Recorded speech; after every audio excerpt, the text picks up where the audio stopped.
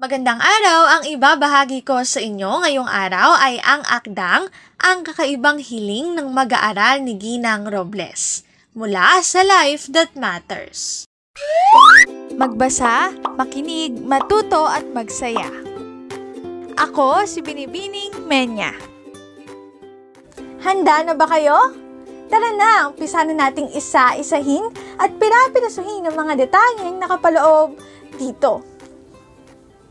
Katulad ng binanggit ko kanina, ang ibabahagi ko ngayong araw ay ang akdang Ang Kakaibang Hiling ng Mag-aaral ni Ginang Robles.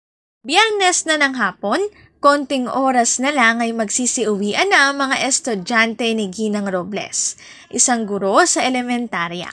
Ngunit bago makauwi ang kanyang mga mag-aaral, ay kailangan muna nilang ipasa ang sanaysay na kanyang ipinagawa.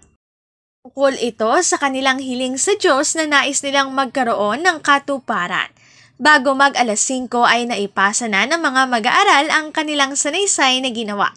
Si Ginang Robles ay naglikom na ng kanyang mga gamit na naghanda na ring umuwi. Pinagabihan, binasa niya isa-isa ang ipinasang sanaysay ng kanyang mga estudyante. Sa kalagitnaan ng kanyang pagbabasa ay nakita siya ng kanyang asawa na umiiyak. Ang kanyang nagtatakang asawa ay nagtanong, "Mahal, may problema ba? Anong dahilan at umiiyak ka?" Sumagot si Ginang Robles ng ganito, "Mahal, basahin mo ng malakas itong sanaysay ng isa kong mag-aaral." At ang kanyang asawa ay binasa nga ng malakas ang sanaysay na iniabot sa kanya. "Lord, sana po ay gawin mo akong cellphone. Nais ko pong maging cellphone dahil napansin kong ito ang pinakamahalagang gamit sa aming bahay. Pagkagaling sa trabaho ay kumokonek agad sa wifi ang aking mga magulang para magamit ang kanilang cellphone. Ang aking mama ay lagi itong hawak. Kapag may pinapanood siya, madalas ay nakikita ko siyang nakangiti o tumatawa. Ang aking papa naman ay hindi ko maistorbo sa paglalaro sa tuwing hawak niya rin ang kanyang cellphone. Napansin ko rin na napapasaya siya nito lalo na kung siya ay nananalo. Hindi nila pinapalo ang kanilang cellphone kung may napapanood silang pangit o kung natalo sa laro. Hindi nila ito sinisigawan. Hindi rin sila nag-aaway kapag nasa harapan nila ang kanilang cellphone.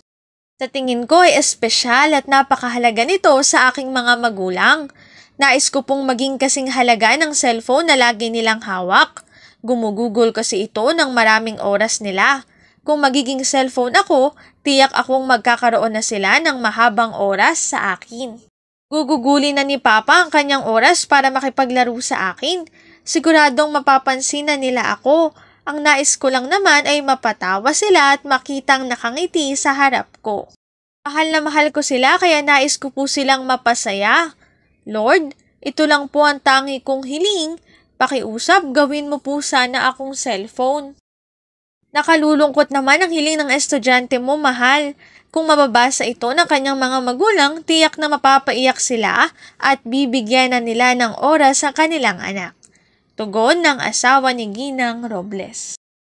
Narito ang ilang aral na mapupulot natin sa akdang Ang Kakaibang Hiling ng Mag-aaral ni Ginang Robles. Una, bigyan lagi ng oras o atensyon ng mga anak. Ang simpleng kumustahan o bonding kasama sila ay malaking bagay sa mga bata.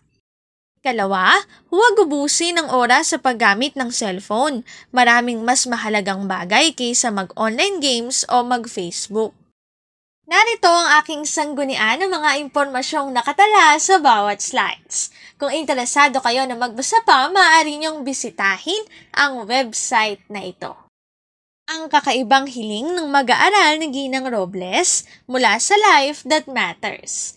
Dito na nagtatapos ang aking pagbabahagi. Sana ay marami kayong natutuhan. Muli, magbasa, makinig, matuto at magsaya. Ako si Binibining Menya. Paalam!